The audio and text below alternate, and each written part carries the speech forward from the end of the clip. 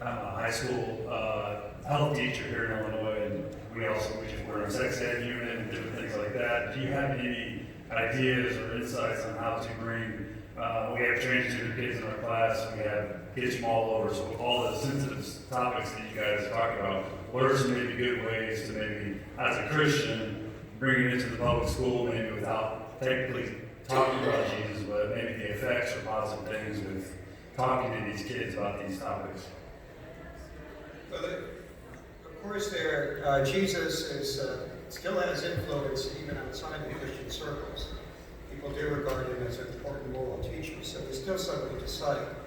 And you'll still see occasionally attempts in the Washington Post or the New York Times to try to get Jesus on the side.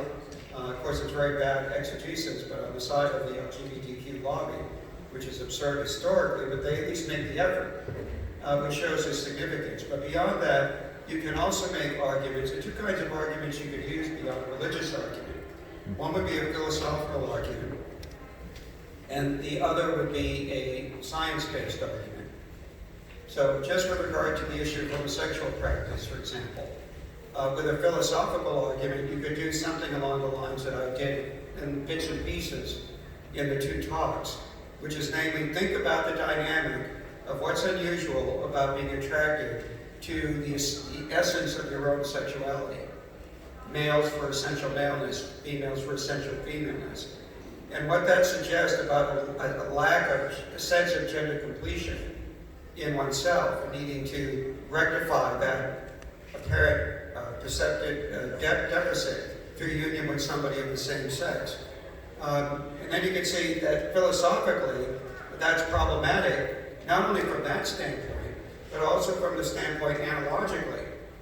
That you could relate it to then, well, if you're going to support homosexual unions that are consenting, committed, adult, why aren't you doing that for incest? Why aren't you doing that for polyamory? Both of which, as I tried to argue here, are logically related to the issue of homosexual practice, with homosexual practice being the more severe offense. You can make a philosophical argument that ends up being absolute, but of course in terms of the data, you can get an argument from science, and here's the argument that I would use from science. Not an absolute argument, but it's a scientifically verifiable argument.